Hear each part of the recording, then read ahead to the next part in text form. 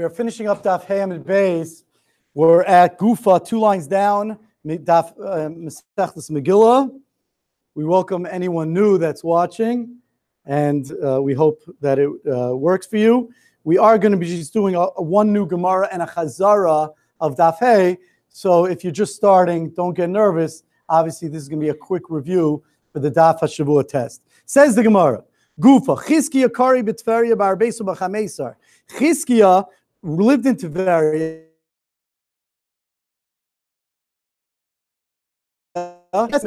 He was in doubt if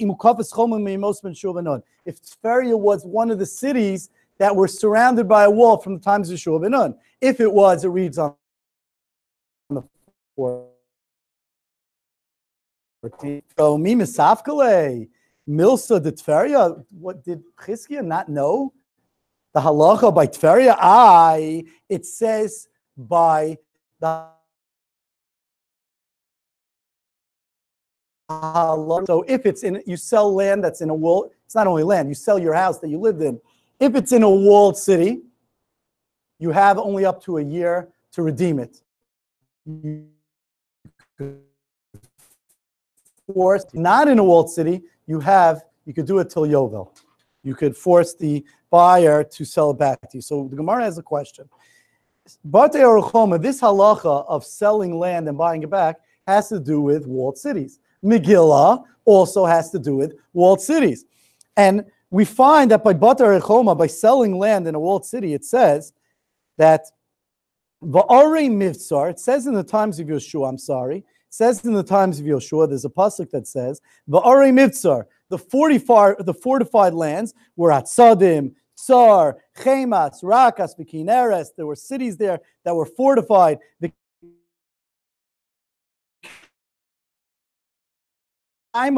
So therefore we see that in the times of Yeshua ben Nun, forget about what I said about Bate Aruchoma, that's the next Gemara. But we see a different question. We see that in the times of Yeshua ben Nun, there was a fortified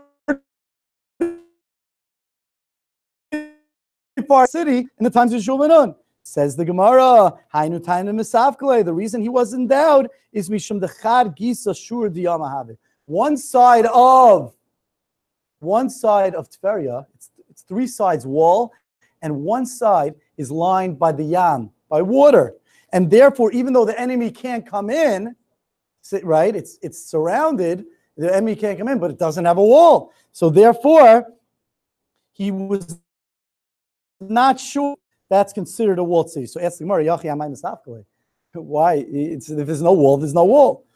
Okay? There's definitely no wall. The Tanya, we learned in a Brisa, when it speaks about Bate Aruchoma, this is what I was saying before, it says if it has a wall, it needs to have a wall, the pasuk says. And we learn out in the Brisa, below shore agar, and it can't be that it has on one side a wall of water. It says Rashi, below shore agar, below ir she'ein lo choma b'fnei atzma al mukavas batim smuchim zulazu. Not that it has gisa, and it can't be that it has a wall of houses. Let's say for the 4th wall, it has houses lining one side of the city instead of a wall, right? Let's say, you ever see attached houses where you could have a wall? So says the Brisa, Ashalochom of below shore Iger, it can't be a line of roofs. Below shore Iger, it can't be a line of roofs around. I'm sorry. Below shore Iger, it can't be a line of roofs. So therefore, we look for Bate Aruchoma, you need to have a wall. It doesn't have that. It can't be a line of roofs. It can't be a fake wall, and it can't be water. So why wasn't he sure? Saviv, and the pasuk also says that one of its walls are water. One of its walls are water. You need to have a real wall. Can't be a wall of roofs, and also it has to be all around walls that it can't have water. So why was the halachos of Tveria? He should have known that it's not considered a walled city. Answers the Gemara, you're right. In regard to Bate Aruchoma, he was sure that it's not a walled city because it doesn't have a wall. It has water. He was only not sure in regard to Mikra Megillah. Mikra Megillah and Batar Choma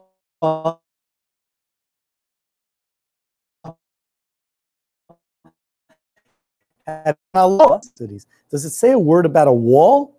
It says prazim, open. And so therefore, Lini Mikra Megillah, my prazim, my mukafim. What does it mean, open and close? Mishum dahani miglu, bahani lo miglu.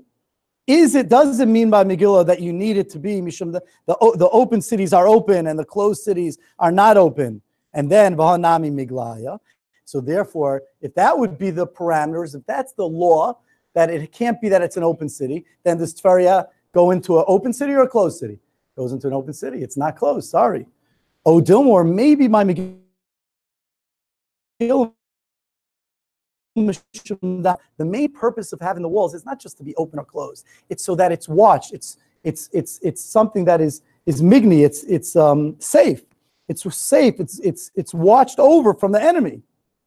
If it's watched over from the enemy, if that's the main point by Mikra Megillah, bahani lo migni, right? If you're going to say odom mishnani migni by lo migni, that an unwalled city is not watched, it's not safe from enemies. Bahah lo migni, right? Not watched over, vahanami mignaya.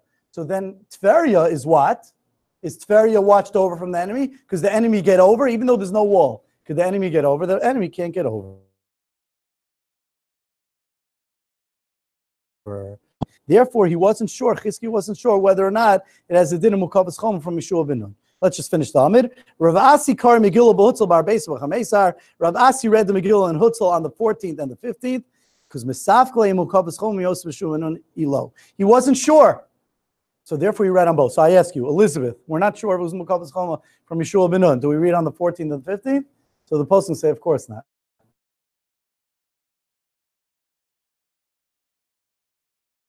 About Hutzel, if whether it was Mukavas Choma Yeshua ben Nun or not. Ikadamri, some say, Amar Avasi, Hi Hutzel, the base Binyamin, Mukavas Choma Yeshua ben Nun. The Rav Asi knew Yeshua ben Nun. Okay. As far as the Chazara for the Daf Hashavua test, so the Gemara itself, you guys have to learn on your own. Go through the Gemara. I'll try to remind you about some of the Iker, the main points. We said over a machlokis at the bottom of Dalet and Beis, Rabba and Rabbi Yosef, why we don't read the Megillah on Shabbos. Rabba said because on Shabbos,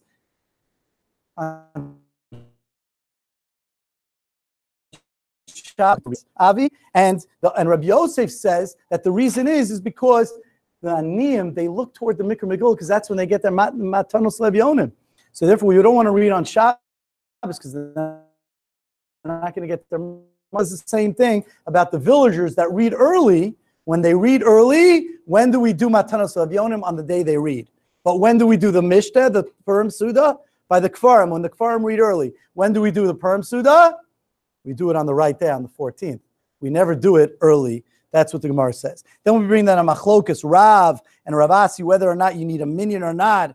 For what? For the Megillah. A minyan, why? I think because there's any way I pursue Nisa when everyone's doing it at home, even without a minyan, that's enough. But when it's wrong time, then you need a minyan because then you have different people doing it at different times. It's not the regular time. You need a minyan. And Rav Asi says you always should try to get a minyan. Even Rav, on his own, tried to get a minyan. Okay, and then there's the Gemara until the Mishnah. The Mishnah speaks of that as 10 batlanim. Rashi explains in the Gemara that what does batlanim mean? Not only 10 people that don't have a job. Batlanim means that there's 10 people in the base medrash that they owe base.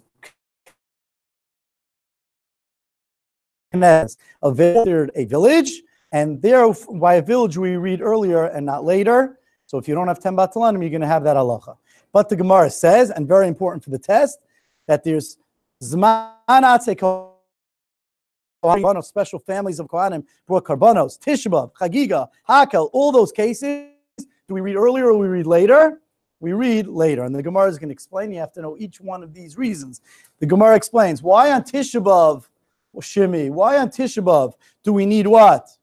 Why do we have Tisha B'Av later and not earlier? So the reason we do it, it says the Gemara, is because we don't want to pull back and have perennials, bad things that we celebrate. We don't celebrate, but bad things that we have. We don't want to make earlier, so therefore Tisha B'Av we don't want to make earlier. Chagiga and Hakel, the Karban Chagiga on Yantif and Hakel, when the king gathered in the people, there you can't do early. Also, the Zman didn't come yet. Now we have the hardest part of the plot, which I'm assuming they're going to ask all three answers. We bring down a brisa that says Chagiga, v'chol zman Chagiga. Those words, v'chol zman Chagiga, you push off. So the Gemara knows what Chagiga means. Chagiga means the Karban Chagiga. The Gemara doesn't know what it means when it says the Zman of the Chagiga gets pushed off. So we have three answers in the Gemara. Rabbi Shaya says it means that the Karban Olas Riyah, that happens during the what? During the time of the Chagiga, because it also happens on the first day of Yantif, that you push off even when the first day of Yantif falls out during the week. Karban Chagiga, you only push off when the first day of Yantif falls out on Shabbos. So that's what it means according to Rabbi Shaya. The next mandamar is Rabbah. Rabbah says that Chagiga, Kol Zman Chagiga, it means that when you push off the Chagiga, you're allowed to do it the whole Yantif, all 7 days, even through Shmini Atzeres. And then Rav Ashi adds one more point, the third answer, that even on Shavuos, even though Shavuos is 1 day, it's not 7 days. Even on Shavuos, when it only has 1 day, when Yantif falls out, so when the Yantif falls out on Shabbos, you have 7 days after Shavuos to make it up. Always remember, please, for the test about the Machlokes, Beis Shammai and Beis Hillel. Beis Shammai says that you're allowed to bring a shlamim on Yantiv, but you're not allowed to bring an ola, karban ola, because it says lachem, that any malacha you do has to be for you. So therefore, a shlamim people eat. A ola, karban ola, like a karban ola of yard, people don't eat, so therefore you can't bring it on Yantiv. Beis Hillel says, no, you could. You could bring it on Yantiv, because when it says lachem, that has to be for you, it means for Jews. Not lachem and not for goyim, but of course, when you bring a karban ola, that's enough, even though it's going to be all eaten and it's going to all be burnt on the mizbeach, and you're not eating any of it. There's one other machlokas you must remember is about smicha. Beis Shammai says that you could do the smicha before Yantif. You don't have to do the smicha right before the karban. Beis Hillel says that the smicha has to be done right before the karban, so you do it on Yantif. One more last point, just remember about Rebbe. We won't review today's Gemara, but remember about Rebbe. How could Rebbe plant something on Yantif? Three answers. Either he planted it on the 14th and he kept Purim on the 15th, or he even planted it on the 15th, but his city was never makabel. There was no Isra Malach. I'm sorry, that there was no Isra Malach, and his city was never makabel. Rav's city was, and therefore he cursed the guy who did Malacha. And the third answer is that Rebbe was doing planting of Simcha. Everyone have a wonderful day and a good time on the test.